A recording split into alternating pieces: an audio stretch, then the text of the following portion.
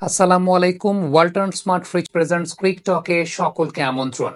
সাকিব আল হাসান তার official Facebook পেজে জিমের বেশ কিছু ভিডিও পোস্ট করেছেন। তার মানে বোঝা যাচ্ছে যে মাঠে ফেরার জন্য প্রস্তুতি তিনি গ্রহণ করছেন, মাঠে ফেরার জন্য প্রিপারেশনটা তিনি নিচ্ছেন। এখন প্রসঙ্গটা চলে আসে যে সাকিব আল হাসান মাঠে ফিরবেন কি আইপিএল দিয়ে।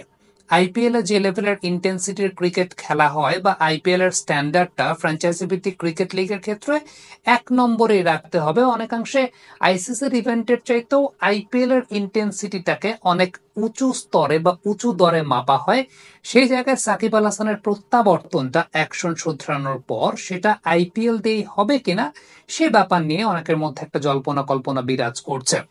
একটু লজিক্যালি যদি চিন্তা করি, প্রথমত আইপিএল এর যে স্ট্যান্ডার্ডটা, আইপিএল এর যে স্ট্যান্ডার্ডের ক্রিকেট খেলা হয় আর সাকিব আল হাসানের অ্যাকশনটা শুধরানোর পর এখন তার বোলিংটা আসলে কোন স্টেজে আছে সেটাও কিন্তু এক্সপেরিমেন্ট করার একটা ব্যাপার আছে।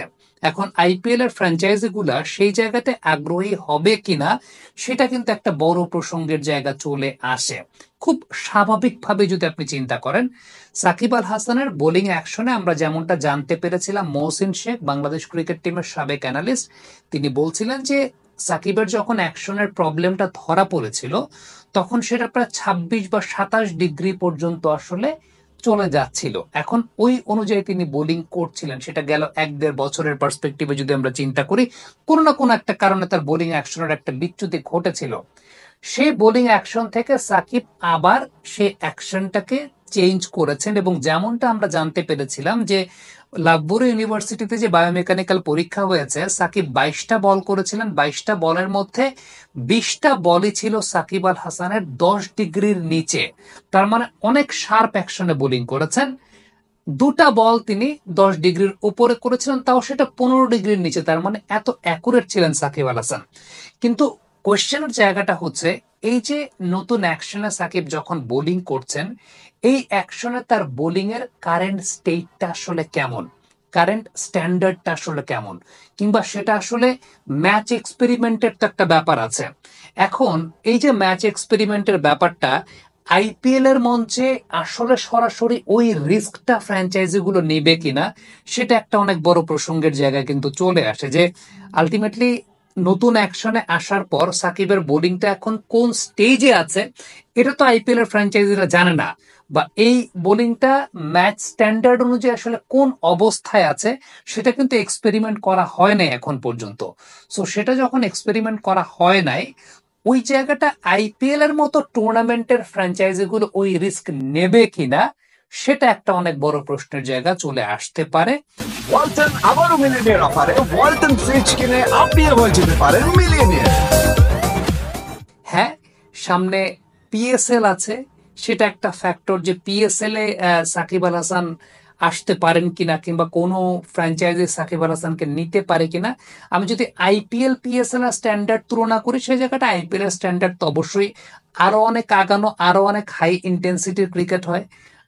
সেই ব্যাপারে তো কোনো সন্দেহের জায়গা নাই। বা আইপিএল এর ফ্র্যাঞ্চাইজি গুলোর নাকুচো মনোভাবটা পিএসএল এর ফ্র্যাঞ্চাইজি গুলোর চাইতে বেশি। আর একটু যদি আমি স্বাভাবিকভাবে বলি বা আরেকটু সরাসরি বলি, যে আইপিএল এর ফ্র্যাঞ্চাইজি গুলোর নাকুচো মনোভাবটা পিএসএল এর ফ্র্যাঞ্চাইজি গুলোর চাইতে বেশি। তো ওই জায়গাটা চিন্তা করলে আমার কাছে ব্যক্তিগতভাবে এই বিষয়টা একটা টেকনিক্যাল টার্ম হিসেবে বা একটা টেকনিক্যাল ফ্যাক্ট হিসেবে মনে হয়েছে যে আইপিএল এর ফ্র্যাঞ্চাইজি গুলো হয়তো বা এখনই ওই রিস্কটা নিতে চাইবে না। ৩টা ফ্র্যাঞ্চাইজির কথা বলা হয়েছিল, যে বিভিন্ন গণমাধ্যমে এসেছে সাকিব আল হাসান নাকি যোগাযোগ করেছেন Rajasthan Royals, royal Challengers Bangalore এবং সেই সঙ্গে সানরাইজার্স হায়দ্রাবাদ। আমার কাছে যেটা ব্যক্তিগতভাবে মনে হয় সেটা হচ্ছে যে রাজস্থান রয়্যালস যদি চিন্তা করেন যে মাহেশ থিকসানা আছেন, আবার ওই জায়গাটায় হাসারাঙ্গা ডিসিলভা আছেন, আহ, খুব বেশি বিদেশি অলরাউন্ডার ওই জায়গাটা নিতে চাইবেন না রাজস্থান রয়্যালস। ব্যাঙ্গালোর যদি চিন্তা করেন, লিয়াম লিভিংস্টোন ওই জায়গাটায় আছেন, তার ব্যাটিংটা তো একটা কার্যকর ভূমিকা পালন করবে। স্পিনিং অপশনে ক্রুনাল পান্ডিয়া আছেন, সুয়েশ শর্মা আছেন। সো ব্যাঙ্গালোর আমার কাছে মনে হয় না যে অন্য কোনো বিদেশি স্পিনারের দিকে যেতে চাইবে।